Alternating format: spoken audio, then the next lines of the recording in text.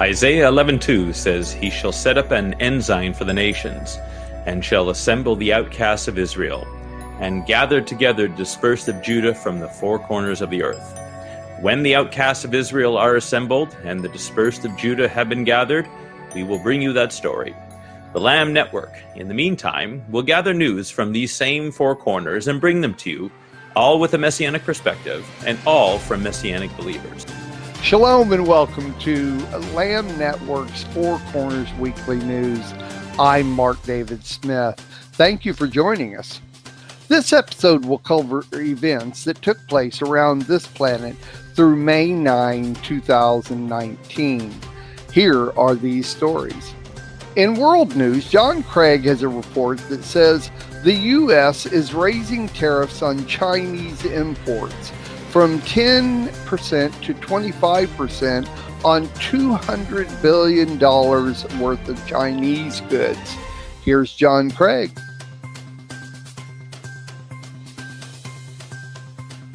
Daryl, and on the world news front, we have an information coming in from the HalTurnerRadioShow.com. It's also on other sources.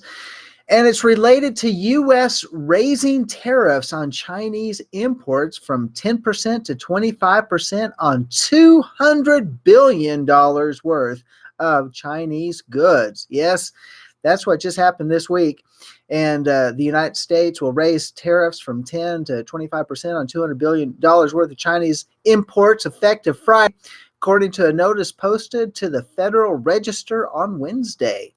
And the U.S. Trade Representative's Office will establish a process to seek exclusions for certain products from additional tariffs, the Federal Register notice said. Why did this take place? Well, the Chinese and China backtracked on nearly all aspects of U.S. trade deal. Yes, everything that they were talking about getting done to create a favorable trade deal for both China and the U.S. because it was only one-sided before. Well, China backtracked on it. They're backing out. And almost every issue between the U.S. and China, which was, quote, settled, turned out to not be settled. And China needed to wait or refine their understanding of. So, yes, this one's fallen through the cracks. Well, is that any surprise? No, not really. In the end, there's no change to U.S.-China trade. It was actually agreed to and implemented by China, so they get smashed with higher tariffs again. Well, here's what Hal Turner had some commentary on this. This situation is the issue for the USA. As it stands now, the trade deficit between the U.S. and China is almost $1 trillion a year. Did I say that? Yes, nearly $1 trillion a year. That's a little lopsided in my book. They sell us about $1 trillion more than we sell them. So what's it mean? They're junk and trinkets that come into the United States. Barr, cash goes out. That can only occur for so long before our cash is either gone or useless. So thankfully, Donald Trump has made this a campaign issue and has been ferociously trying to renegotiate with China to get a better and safer deal for America. But China is loath to renegotiate because they're so close to having us destabilized enough to take us over. Well, that's what Hal Turner is talking about. So China is a rogue nation playing a deadly rogue game of theft through trade. They force U.S. companies to turn over trade secrets in order to have access to China markets. Once those trade secrets are turned over, China thieves the secrets, using them to make their own version of the American product, thus wrecking the U.S. economy. Or, shall we say this, wrecking the U.S. company. And you can't negotiate with rogue predators, states like China. This is not going to end well. Yes, that's what China's been doing all along. Why? Because they want to destroy America. And if we cannot do it militarily, they're going to do it economically. They're going to do everything they possibly can to destroy this nation. And I mean, take a look at it. Look what Apple has done. Apple has moved their headquarters, all their manufacturing, all the way over there to China. Maybe not their headquarters, but all their manufacturing to China. And so they can build the cheaper iPad, cheaper iPhone.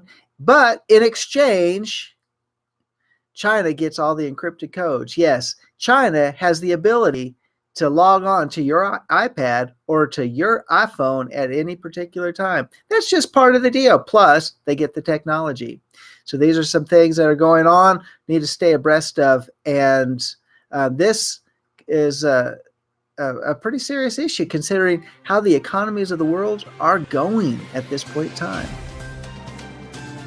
In U.S. news, we find that the appeals court is temporarily allowing the return of asylum seekers to Mexico. Here's John Craig.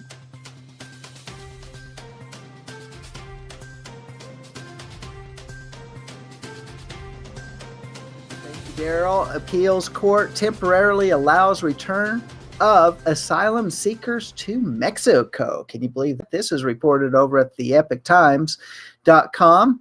And it's talking about a federal appeals court has granted a request by the Trump administration to send asylum seekers back to Mexico while they wait for a court to process their claims. A temporary victory for the president on the issues of immigration. The Ninth Circuit Court of Appeals. Did I say the Ninth Circuit? Yes, that Ninth Circuit Court of Appeals on May 7th reversed a decision by a San Francisco judge that would have blocked the policy. In their ruling, the judges approved the policy partly due to the Mexico government's commitment to ensure the safety of asylum seekers who are returned to that country.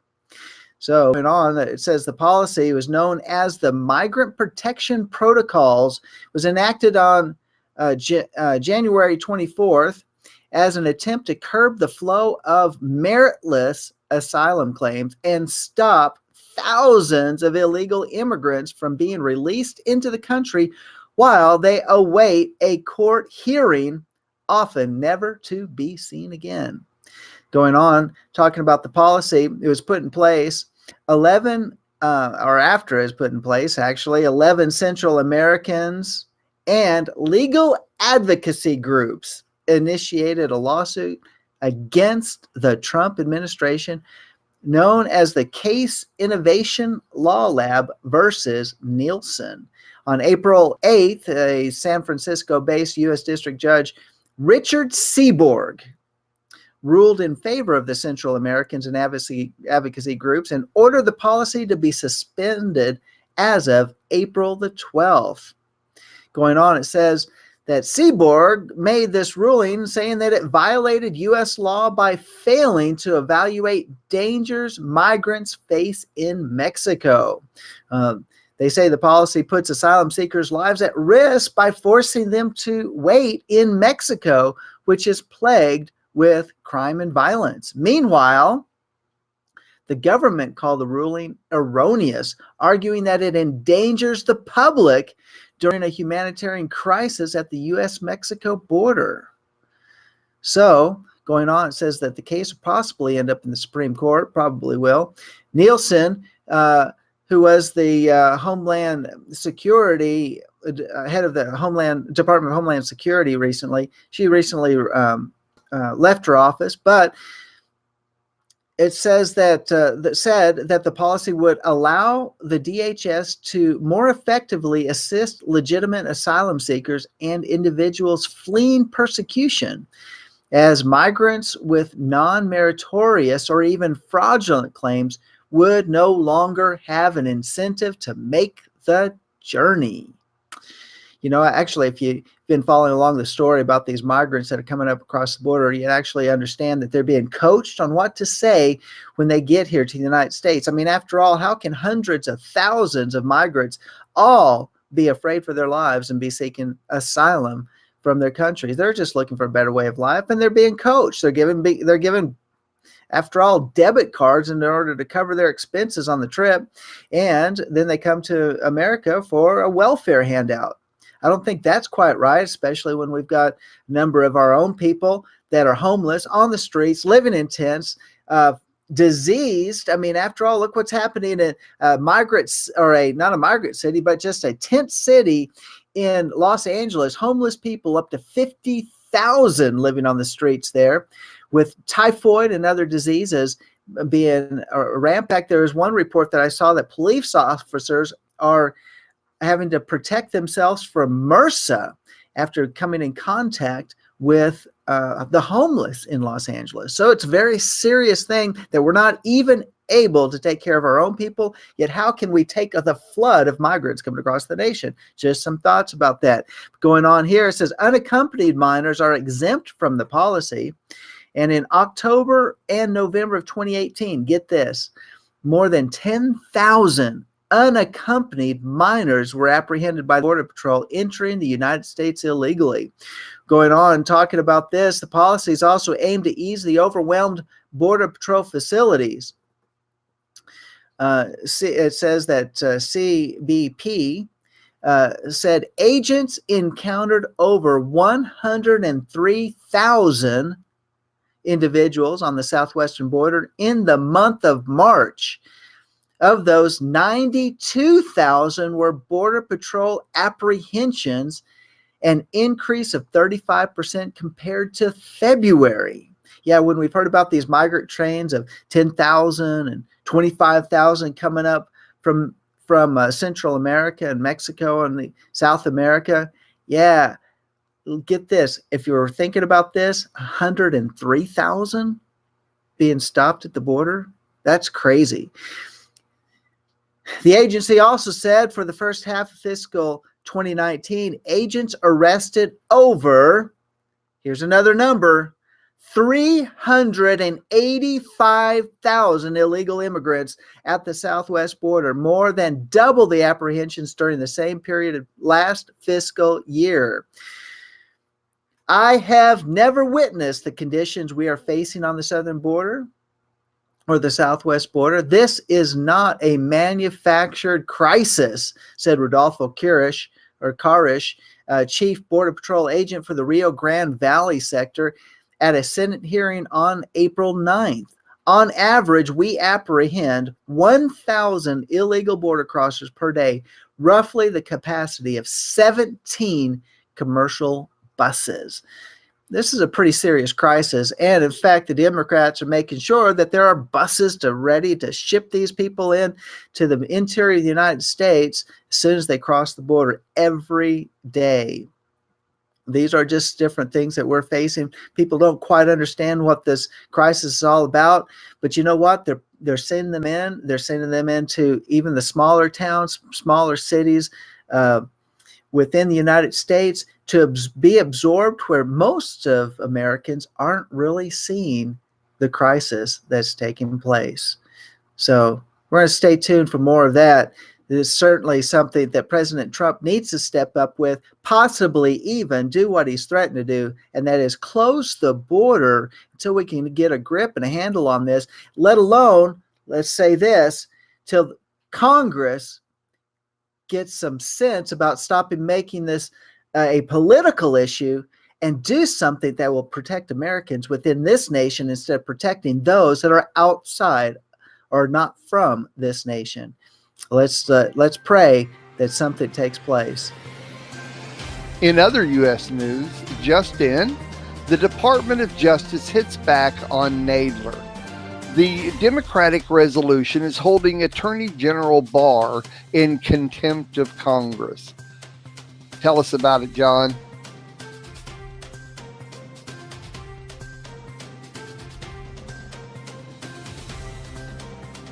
Rabbi, yes, some more U.S. news. There's all sorts of news that is taking place.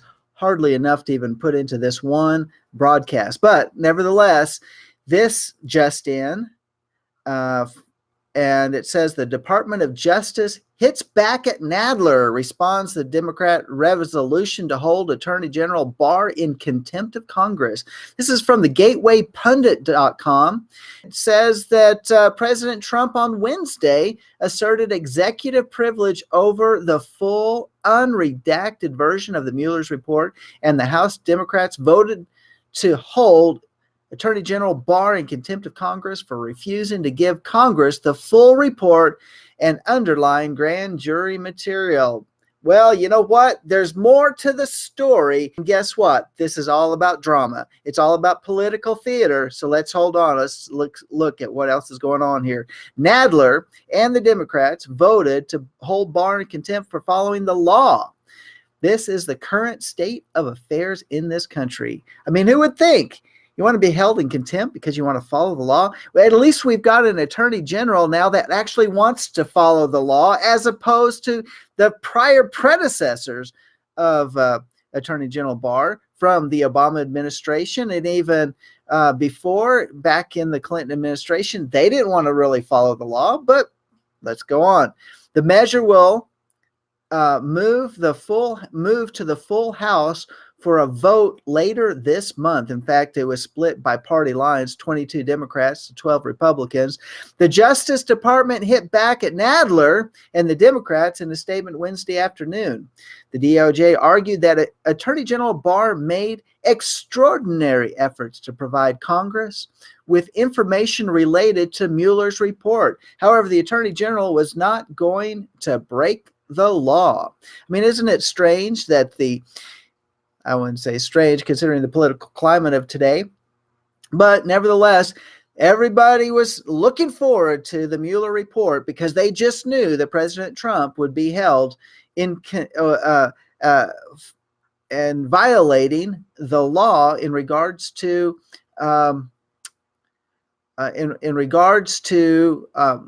holding back information or obstructionism. Well, since they didn't quite get their way when the report came out, they've got to just have a little bit more drama. So, going on here, Department of General spokesman Carrie Kupik said the Attorney General could not comply with the House Judiciary Committee subpoena without violating the law, court's rules, and court's orders, and without threatening the independence of the department's prosecutorial functions. Nadler gave the Justice Department a 9 a.m. Monday deadline to comply with the committee's new offer, which included allowing more members of Congress to look at less redacted version of Mueller's report. Nadler also wanted Barr to seek a court order to grant lawmakers the right to view the underlying grand jury material. Barr complied with the law and blocked the grand jury material from the public and Congress to protect innocent people who have not been indicted. Because after all, in America, we're supposed to be innocent until proven guilty. Under special counsel rules, Attorney General Barr didn't even need to release Mueller's report to the public or to Congress. The unredacted version of the report is in a SCIF, that's in a sensitive compartmented information facility, for certain lawmakers to view. However, only 2 lawmakers have actually viewed the less redacted version of the report. Yeah, so they want to make this a big stink. They want to blow it all up. But those that have the option to go look at it, they're not going to go look at it. Because why? They're not concerned about what's actually in it. They want the theater of it all. Chairman Nadler short-circuited these efforts by proceeding with a politically motivated and unnecessary contempt vote. And regrettably, his actions have prematurely terminated the accommodation process and forced the president, that is President Trump, to assert executive privilege to preserve the status quo. Yeah, that's the status quo. You got to follow the rules. No one, including Chairman Nadler and his committee, will force the Department of Justice to break the law, the statement said. So we're at a place now where the Attorney General is being held in contempt of Congress for following the law, and left-wing reporters, don't forget about them, are joking with the Speaker of the House about jailing Treasury Secretary Steve Mnuchin, and Trump's associates for following law. Crazy, crazy world. Now here's something else I gleaned from another report over at the Epoch Times. I really liked how they talked about this, but it really fits into this so we can understand why we have this political theater and we have the things that are going on in Congress. And it said in that report, it says, but what's important to remember here is that none of this matters. This is not about Barr, nor the Mueller report, nor foreign influence on the elections. This is about political faction, a political faction desperately trying to hold on to power. Its only hope is to cripple the Trump presidency as much as possible while controlling public perceptions enough to flip the coming 2020 elections. Understand this, and everything you're witnessing will make sense. For them, facts don't matter. The issues don't matter. What we're witnessing is just a chaos operation. The purpose is to manufacture an illusion of chaos. For example, certain groups create an incident. The media then amplifies the incident to create public demand, and political factions then react to the public demand. This process creates a feedback loop in which reactions from politicians give fuel for more news stories, which further agitate public opinion, to which political groups can again respond. Then the process reaches a boiling point with a strong enough public demand. The political factions orchestrating the illusion can use it to justify political intervention through policy. Now, if you didn't quite get all that, just rewind that and listen to that again. That's what's happening. That's why we have such political theater that the media is very quick to comply with. In fact, what we call the mainstream media is actually just uses this to perpetuate fake news. Well, I think President Trump is right on that. We're going to continue to watch this thing as it develops. And one of the things that I'm thinking about is there's going to be a lot of people disappointed as President Trump goes out and releases all of the information that's been held back as the left just uses up all of their ammunition against him. Well, we'll stay tuned for that. For our health news segment, stressed out much? Take these natural supplements to balance cortisol levels naturally. John, what you got to say, man?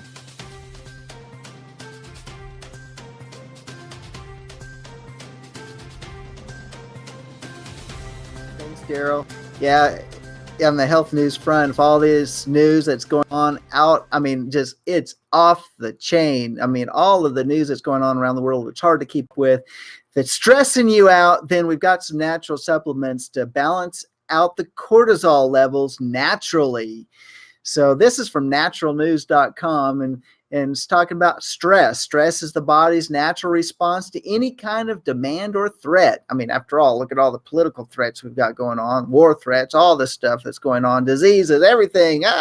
And then, but going on, it says in small doses, stress is actually quite helpful and could even save your life. But past a certain point, it becomes a huge problem. It can damage your health, mood, productivity, relationships, and quality of life. Here's how it happens. In the face of harm or emergencies, the sympathetic nervous system activates your stress response or fight or flight responses as a way of giving your protection.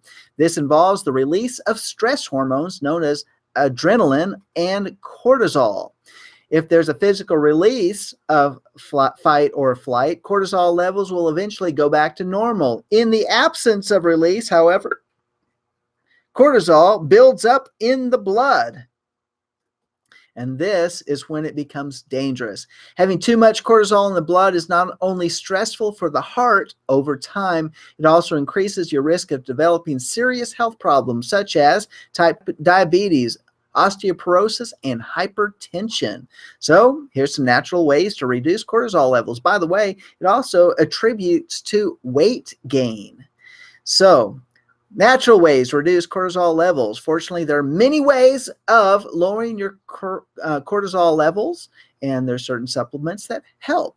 So let's talk about 3 natural substances or supplements that reduce cortisol, and they reduce the levels and help fight stress. How about this one? Ashwagandha, which is an ancient medicinal herb. Benefits the body and brain. And it's considered one of the most important healing herbs. Not only does it lower cortisol levels, it also helps get rid of the symptoms of anxiety and depression. Aside from this, ashwagandha is known to reduce blood sugar levels, boost male fertility, reduce inflammation, and improve brain function and prevent cancer. And it kind of makes me think about some of these things. Cancer is often a response to inflammation. So can't hurt to take some ashwagandha or put that in your regular supplement agenda. How about fish oil? Fish oil is rich in omega-3 fatty acids. The main contributors to fish oil's ability to decrease blood cortisol levels. Omega-3s are found in food, but can also be taken in supplement form. Omega-3 rich fish oil is beneficial to people because it supports heart, eye, and skin health. It helps with certain mental disorders, aids in weight loss, and reduces fatty liver and inflammation. By the way, it helps the brain to function as well, because the brain is, essentially made up of many of those oils. So how about this? Probiotics and prebiotics. So we hear a lot about probiotics, but prebiotics must go along with the probiotics. And so they're not only good for the gut, but they also reduce stress symptoms and boost immune health. Probiotics are live bacteria that are naturally created through fermentation. These live bacteria support digestive health and even alleviate gut problems caused by infections. Prebiotics, on the other hand, are non-digestible fibers found in foods like bananas, onions, garlics, and beans. Because they cannot be digested, they go through the small intestine intact and are fermented in the large colon. In other words, a great place for the probiotics to bloom. That's where you get the live bacteria support. So they work together. So here's some other things. Adopt a healthy lifestyle can help lower your cortisol levels. Regular physical activity like aerobic activities like jogging or swimming can be an outlet to recreate the flight response. And by getting a physical release, you can reduce the cortisol levels naturally. How about this? Learning kickboxing or other fighting forms can create a fight response and become another way of getting physical release. How about this? Meditation, that is in deep breathing, is helpful in lowering anxiety and cortisol levels because it engages the vagus nerve that regulates heart rate, blood pressure, and cortisol levels. I mean, after all, spending time in the Word and worship is wonderful for reducing cortisol. And in fact, I think it's actually tied to music, because enjoying music is another way to return your cortisol levels to normal. It has the power to improve moods and reduce stress. It can also make us happy, which is very effective at reversing the effect of stress. So putting that together with meditation, with some good worship music, and just entering into the presence of Yah. I don't understand why some people don't want to have worship in their Torah studies, in their groups, where you have the opportunity to cause the spirit to soar in the presence of Yah, where music can elevate us to that place. But nevertheless, God gave us the music and worship to help us and it has a nice physical response. How about social connectivity? Yeah, aside from deep breaths, the vagus nerve also responds to human connectivity and physical touch. So therefore, building close bonds with other people may help lower your cortisol levels. Additionally, the tend and befriend response, which is also our body's response to threat in some situations, is the opposite of fight and flight. This gentler response is accompanied by an increase in oxytocin, a hormone that reduces blood pressure and cortisol. And don't forget this, laughter and levity. Having fun and enjoying other people's sense of humor can also reduce your cortisol levels. Laughter is linked to lower levels of stress hormones. And if you remember the word, that laughter is good, like a medicine. So just some thoughts about that, some things for a healthier lifestyle. Well, there's nothing wrong with having more than one health news segment. This story has been around for years, and I'm sure it's not going away. I actually covered this story over 5 years ago on one of my radio shows. Sherry Flannigan has a report and an update on how vaccines that contain cells from aborted babies is still going strong. Sherry?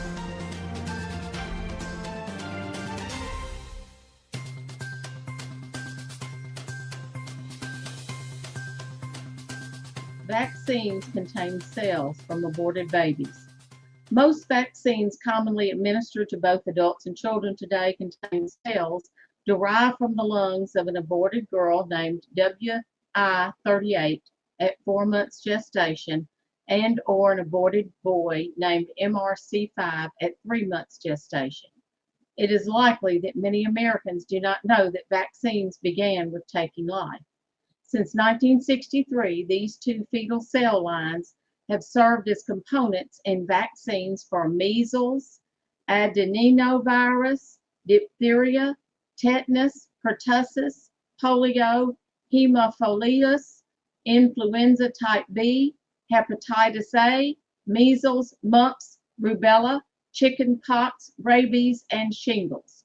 Most people who have received these shots has also received the cellular remains of aborted babies WI-38 and MRC5 or both.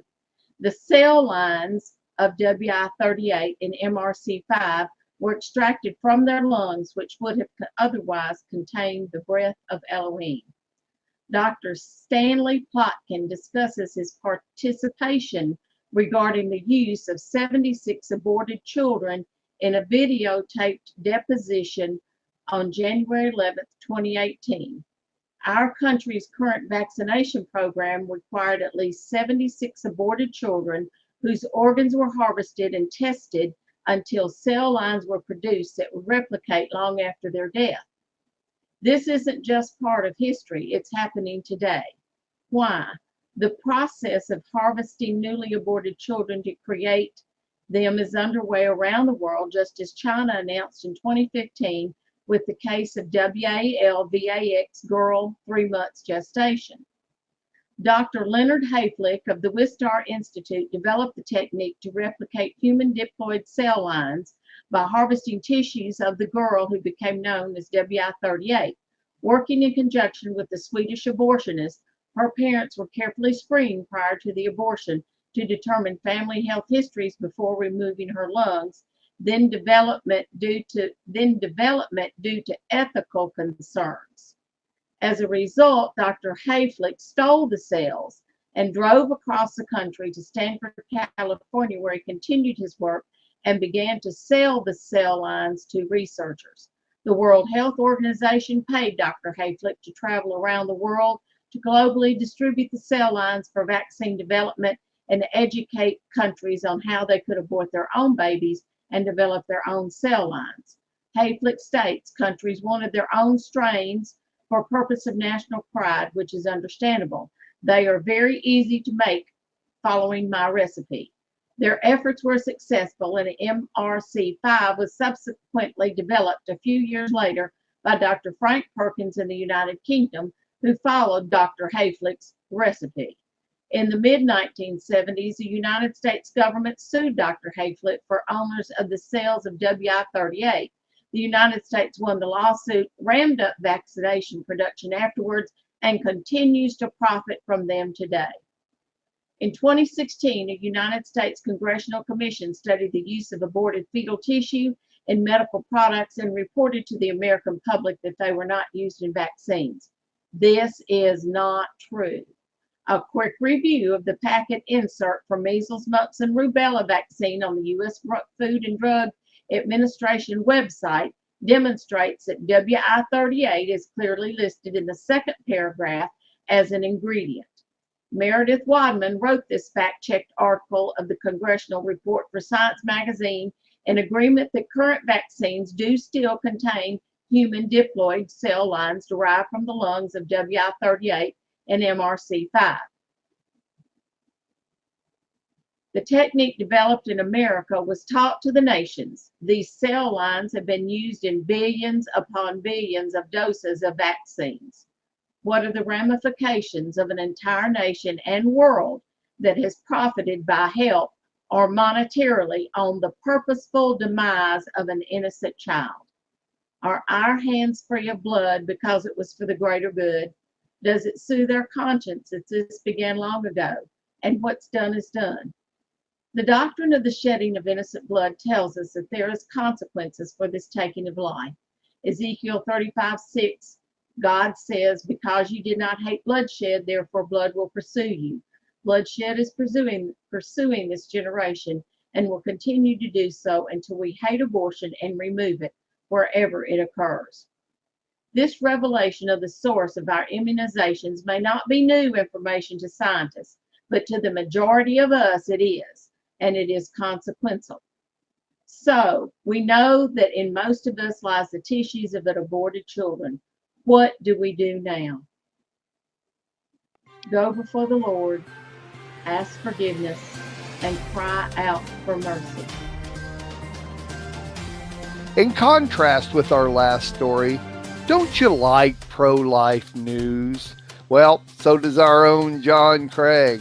In this report, John says that the Georgia governor signed a heartbeat abortion ban into law. Sounds good to me. Here's John Craig.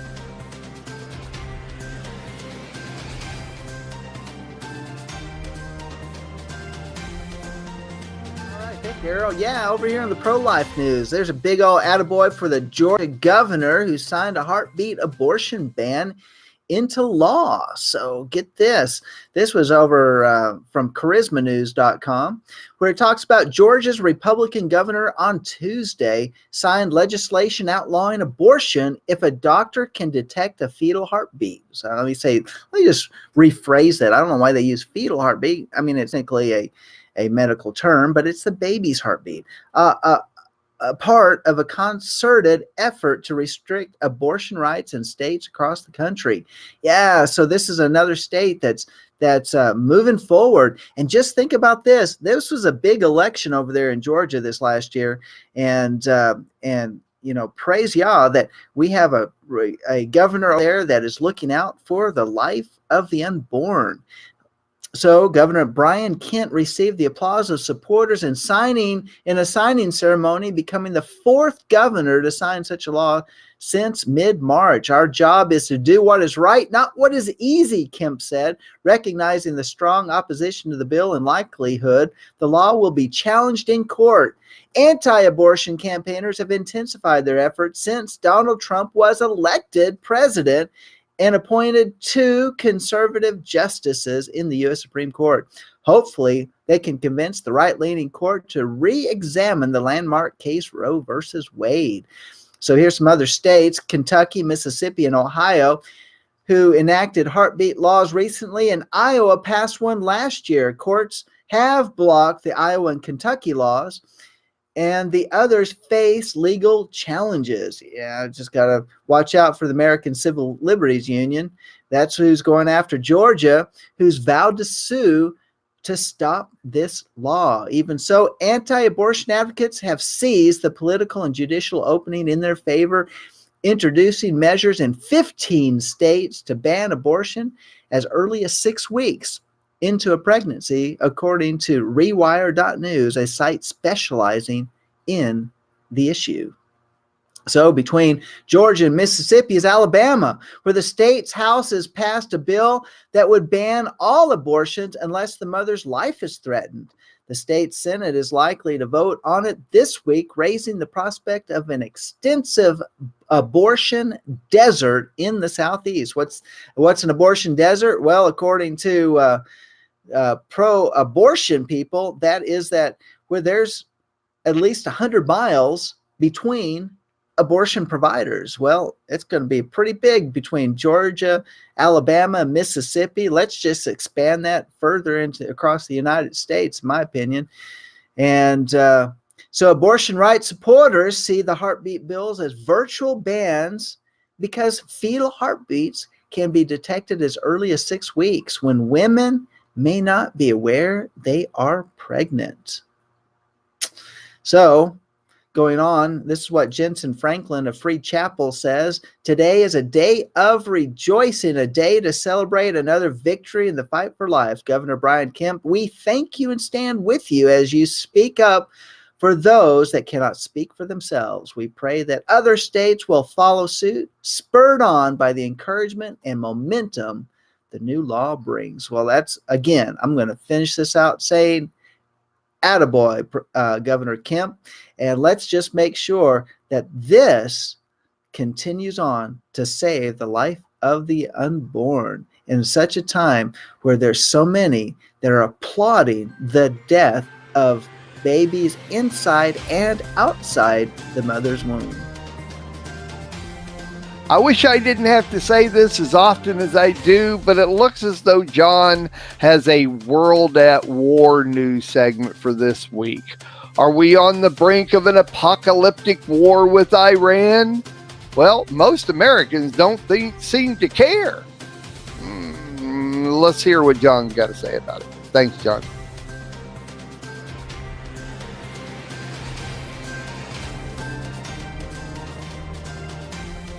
Daryl. Yes, World at War news. This is talking about the world is on the brink of an apocalyptic war with Iran, and most Americans don't seem to care. Well, I care, and that's why I'm bringing this up for everybody to understand what's going on in Iran. I brought it up earlier this week and wanted to bring it up again. This is an article by Michael Snyder over at the endoftheamericandream.com. And Michael Snyder goes on and talks about this, saying this is the closest that the U.S. has been to a war with Iran in decades, and yet most Americans are either clueless or they don't seem to believe that it could actually happen. And I certainly don't think that President Trump wants a war, but he is surrounded by war hawks that have been pushing an extremely aggressive get tough policy with Iran. The Trump administration just canceled the waivers that were allowing other nations to continue purchasing Iranian oil. And the goal of that move is to reduce Iranian exports to zero. But oil exports are 40% of the Iranian economy, and the Iranians understand that this move could absolutely cripple their economy. The Iranians have threatened to close the Strait of Hormuz in retaliation, and that would almost certainly provoke a U.S. military response. In addition, it's being reported that on Wednesday, the Iranians will announce that they are taking steps to restart their nuclear program. So, truth of the matter is that they never fully abandoned their nuclear program. And in any event, tensions between the U.S. and Iran have now reached frightening levels. In fact, I think they had brought out the point that the Iranian president said, hey, we've got a signed agreement. Well, the fact of the matter is that inside sources within the State Department said there was never a signed agreement with Iran. However, the Obama administration did make sure that pallets of $100 bills were dropped off in Iran before Obama did leave office, and it funded their all sorts of, it's in my opinion, funded a lot of their terrorism and support in their proxy nations. and proxy armies outside of Iran. But going on with this, it talks about on Sunday, White House National Security Advisor John Bolton announced that the USS Abraham Lincoln and 4 B-52 bombers are being sent to the Middle East as a message to Iran. And they're aimed at countering threats from Iran, according to the U.S. Central Command. Also going on talking about this, apparently some intelligence which indicated that Iran was planning a possible attack on U.S. forces in the region, and Bolton said that these deployments would make it very clear that any assault would be met with unrelenting force. So in response, the Iranians accused the U.S. of engaging in a form of psychological warfare. Of course, CNN is reporting that it appears that the Iranians have been moving short-range ballistic missiles aboard boats in the Persian Gulf, and this has deeply alarmed U.S. officials. Intelligence showing that Iran is likely moving short-range ballistic missiles aboard boats in the Persian Gulf was one of the critical reasons the U.S. decided to move an aircraft carrier strike group and B-52 bombers into the region, according to several U.S. officials with direct knowledge of the situation. The concerns over the movement of the missiles was one of the multiple threads of intelligence from various sources that led the U.S. to believe Iran had a capability and intention to launch strikes against U.S. targets. So if both sides rattle their sabers for a while, according to Michael Snyder, but nothing comes of it, we'll be fine. But if someone goes a little bit too far and missiles start flying, we could soon be engaged in a conflict that could literally spark World War III. And if Israel gets hit, they will certainly strike back at Iran extremely hard. So going on, it talks about that the purpose of the sanctions is to reduce Iran's oil exports, 40% of their gross domestic product, to zero, to deepen an economic crisis that is already expected to cut Iran's GDP this year by 6%. Trump has also designated Iran a terrorist state and the Republican Guard a terrorist organization. And the first time we've done that with the armed forces of a foreign nation. Yeah, that's a precedent. We don't even do that with North Korea. A cornered animal, according to Michael Snyder, says is extremely dangerous, and at this point, the Iranians may feel as if the only option they have left is to lash out.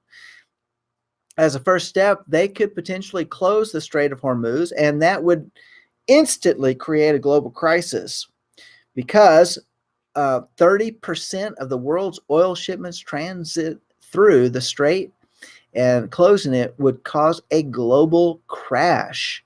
And of course, potential war with Iran is not even on the radar for most Americans these days. Most of us are preoccupied with other things. But if the missiles start flying, this will instantly become the top news story on the entire planet. Yep. I mean, after all, it's May. It's graduation time. We've got, schools wrapping up and people are, thinking about vacation and what they're going to be doing this summer and all that sort of stuff. So who's watching what's happening in the Middle East? Well, that's why I'm reporting on it. Wars never start in a vacuum. In every major war throughout history, there has always been serious steps that has ultimately resulted in the outbreak of war. Without a doubt, the U.S. and Iran are moving toward war. So unfortunately, there doesn't seem to be any cooler heads among Iranian leadership, and Trump has surrounded himself with war hawks like John Bolton and Mike Pompeo. Well, I guess they're fulfilling a certain purpose that President Trump wanted them close to him, and it also could be a point that once their usefulness is over and done with, President Trump will be finding a replacement. So we'll keep an eye on that. In the end, Trump himself will make the final call on any conflict with Iran, and let us hope that he makes the right one. Well, Michael Snyder, I do share your sentiments in regards to what you put here in this article, and it's certainly something where we've seen the proxies light up the fire this last weekend with Hamas sending volleys and volleys of rockets into Israel, and unprecedented volumes of rockets. So that's currently under a so-called ceasefire. We'll see what happens after this, and we'll keep our eyes on it. In political news, a group calling themselves Mass Resistance, sounds like something from an apocalyptic movie I would like to watch, is helping. This group calling themselves Mass Resistance is helping people stop the tyrannical LGBT Equality Act now in Congress. Here's John Craig.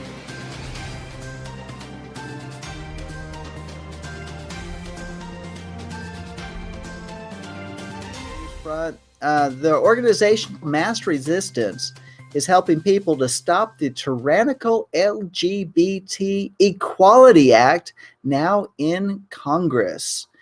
Yes, this really caught my attention when I came across this over there at stevequail.com. It's from massresistance.org. You can look this up.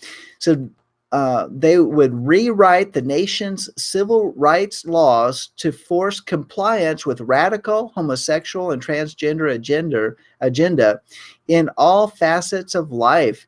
This equates true, quote, civil rights, unquote, with sexual perversion. So, in fact, there's a book called Gay and Lesbian History for Kids. And if the Equality Act passes, it will be illegal to remove this book from a school, library, or civics class. So what's going on? Well, of course, they always like to do things without a lot of publication when they know that most of America probably would say no to this. And that's why I'm bringing this up, because if you are in agreement and would say no, then you need to write your congressman or call your congressman and let them know how you feel about Bill H.R. 5. Yes, the U.S. House of Representatives is poised to pass the most extreme and tyrannical national LGBT law in history. Bill H.R. 5, let me say that again, Bill H.R. 5, deceitfully titled the Equality Act. Let me say that again, Equality Act, would radically rewrite the nation's civil rights laws to force the homosexual and transgender agendas into the lives of every citizen, with oppressive penalties for those who refuse. So, here's what the bill is talking about. We've all seen the horrors that have already happened following the various state and local pro-LGBT laws, along with similar Obama-era federal directives. So bakers, photographers, and others being sued, businesses forced to hire transgenders, schools forced to allow boys to play on girls' sports teams and change in girls' locker rooms, a teacher fired for refusing to use a transgender student's preferred pronouns, courts overruling parents' objections to their minor child's transition treatments, aggressive LGBT indoctrination required in K through 12 schools, hospitals, and businesses with government contracts, a New York City law stipulating heavy fines for misgendering someone. But that's just the beginning. The National LGBT Lobby has crafted an extremely tyrannical bill that includes all the issues above and much more, all woven into the federal civil rights laws. Nothing like this has ever been seen anywhere. So here's the dangers of the Equality Act. It would force compliance with or compliance of the radical and, it says in the article, and lunatic LGBT agenda into every person's life, in businesses, public accommodations, jury selection, schools, hospitals and clinics, social life, and even churches. So your assemblies and your congregations, You're not immune. It would empower the Department of Justice to enforce the act in federal courts. It writes into federal law radical concepts like sexual orientation and gender identity, and creates a protected class for people with psychiatric disorder called gender dysphoria. Yep, they're protected. The bill is purposely and loosely written to ensure latitudes for activist judges. It gives only minimal, vague definitions for the term sexual orientation and gender identity, guaranteeing that legal chaos will ensue. For example, many radicals consider pedophilia as sexual orientation, which could end up becoming protected. What other perverted practices might be protected? Prostitution, BDSM, that's bondage and sadomasochism, bestiality, all of this crazy stuff. The legal definition of sex, that is the biological category of male or female, would be altered to include undefined sexual orientation and gender identity. Everywhere the word sex appears on or in federal non-discrimination law. The act hijacks the legitimate civil rights movement by incorporating the LGBT agenda into the nation's civil rights laws. Thus, it equates the civil rights of racial minorities based on immutable characteristics with chosen sexual perversions. This is extremely offensive to Black Americans who fought so hard for their rights. Yet members of Congress seem to have no problem with this immoral question. And then the act would acknowledge same-sex marriage in official federal law rather than just leaving it to a dishonest Supreme Court decision like the Dred Scott and abortion rulings.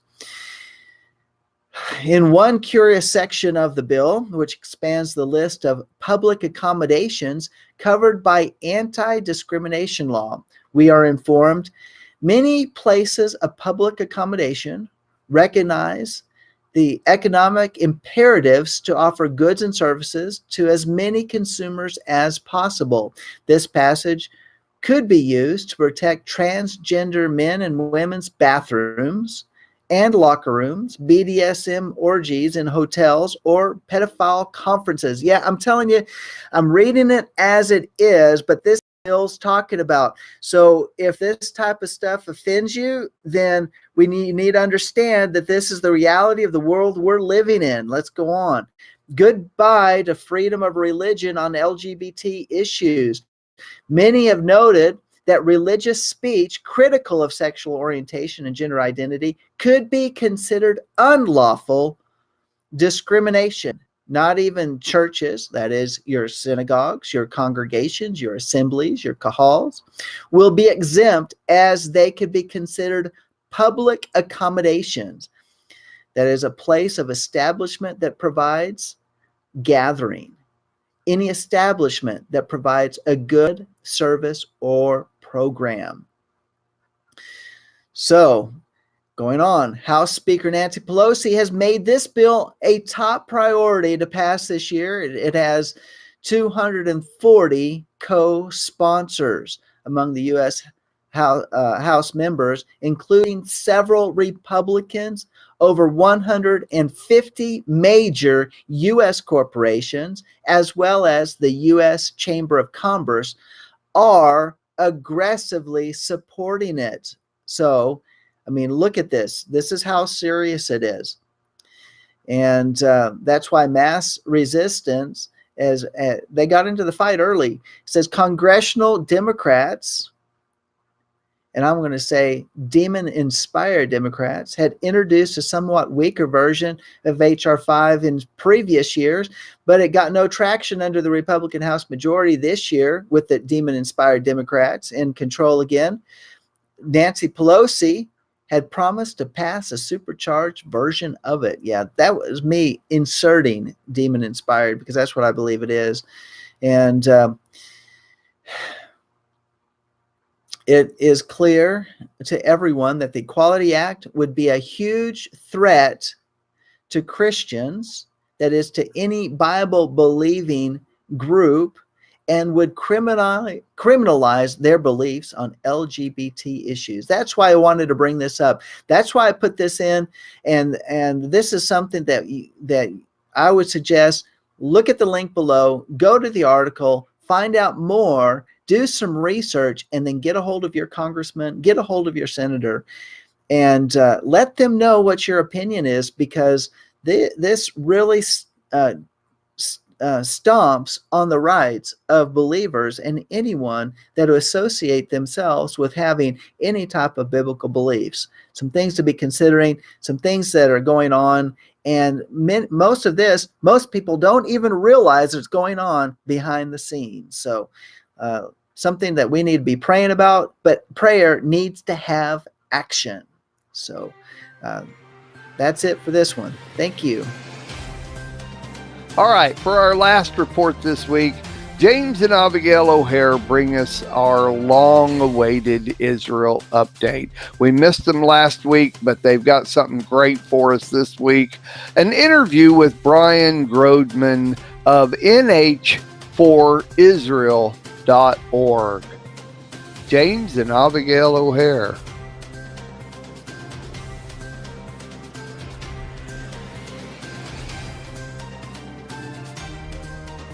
Thank you, Daryl. My name is James O'Hare. And I am Abigail O'Hare. And this is the Israel Update for the Four Corners News Network. We were just at an event this past weekend, May 5th, at a group called New Hampshire for Israel. And it was the third annual Walk Run for Healing to benefit pancreatic cancer for the research center at Hadassah Hospital in Jerusalem.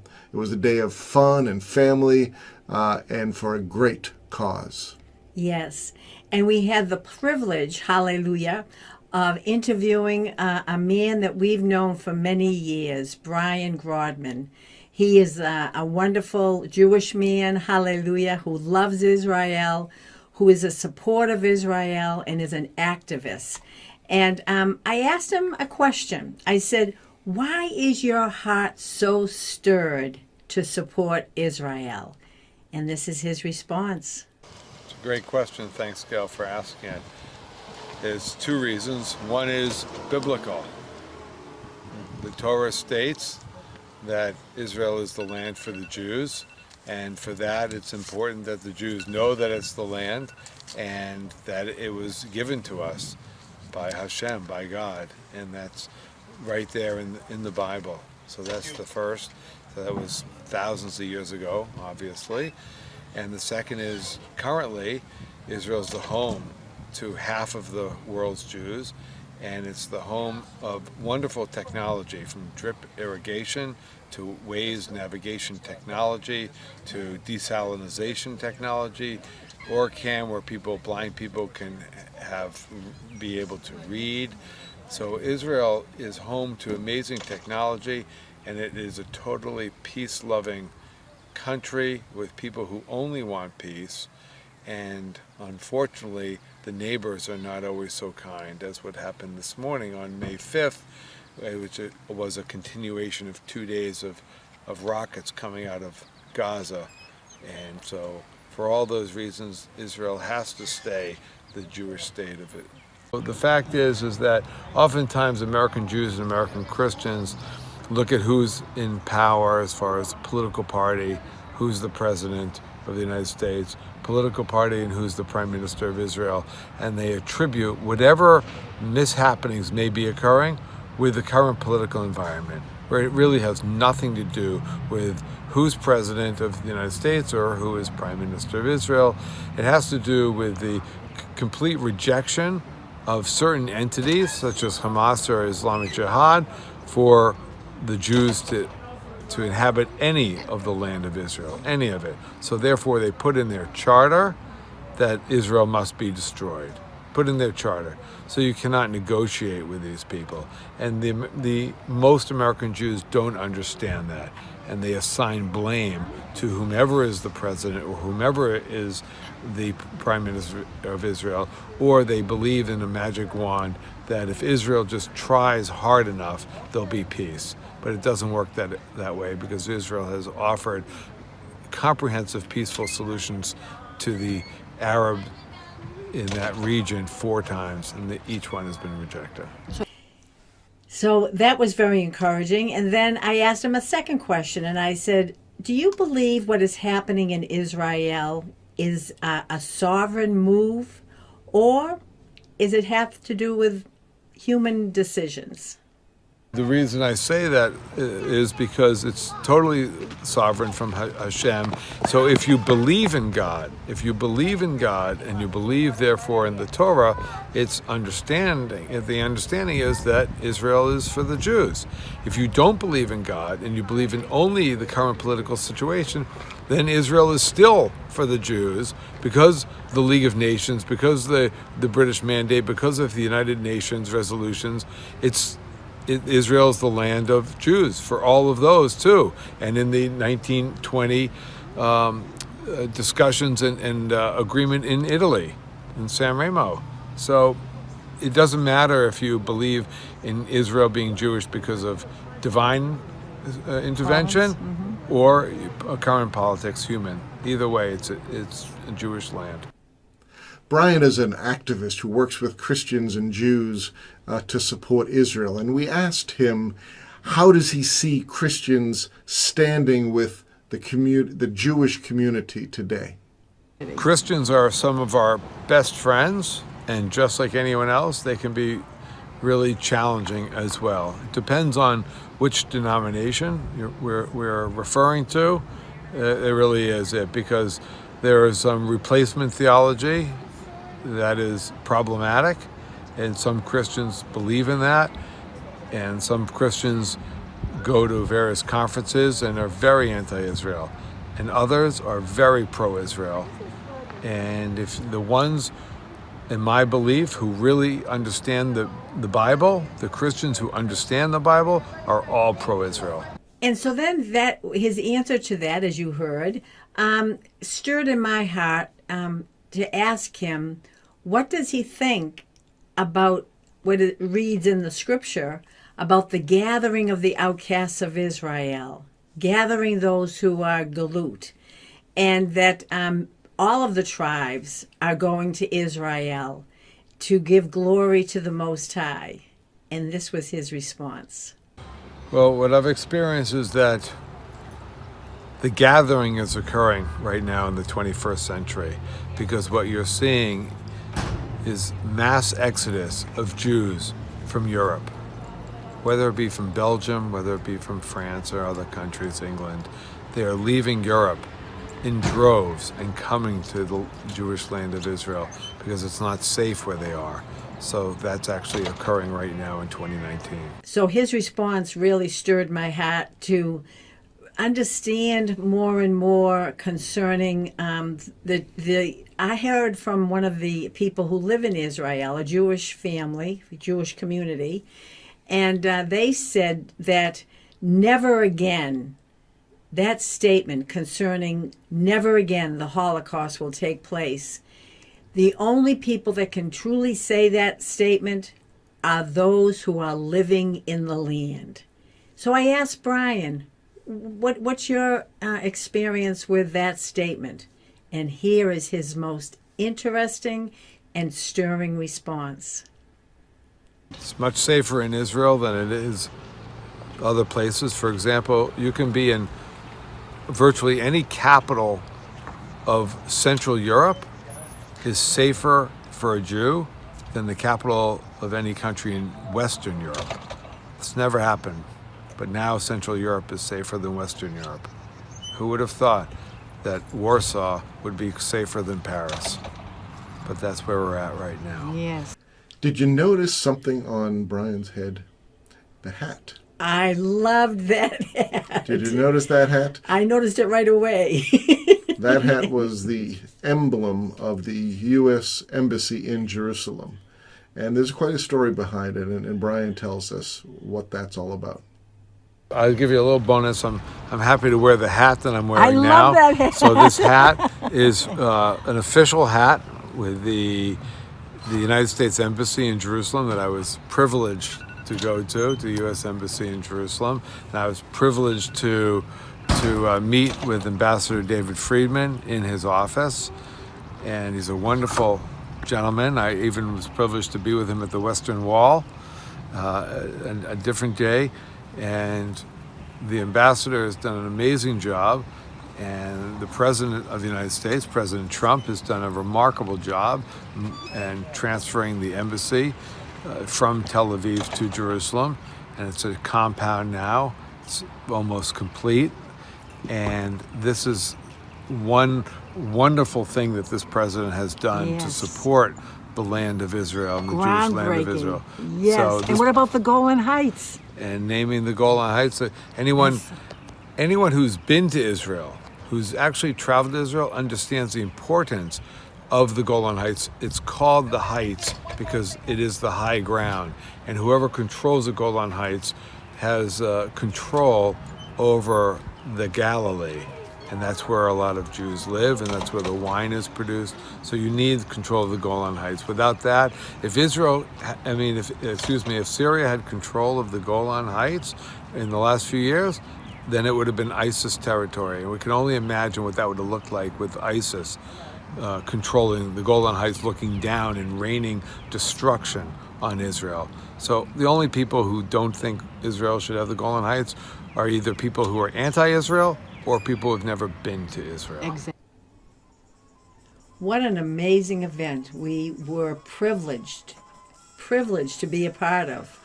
It is wonderful to be gathered with people who are supporting Israel, Jewish as well as Christians. And we want to thank Brian Grodman for his time. Yes. And also New Hampshire 4, the number 4, Israel.org. If you want to check out their website, that would be a wonderful thing to do. They're a great, great group of people that have a heart after Israel. And in closing, we will just be playing a little bit of a Havid Nigila that we played during the event. Enjoy.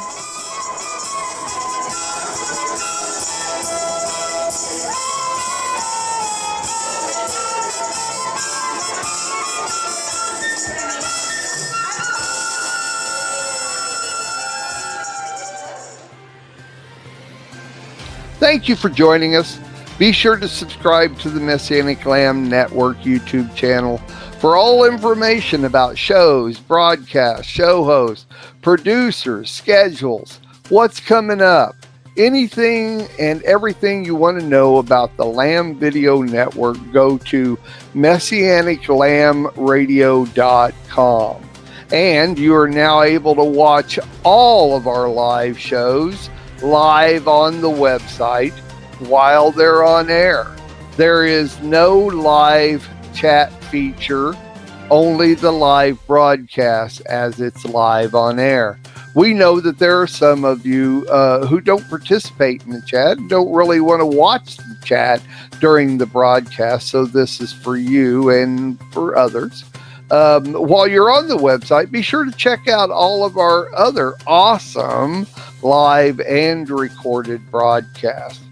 Please donate as you're able. Sign up for the bi-monthly email updates. I'm Mark David Smith.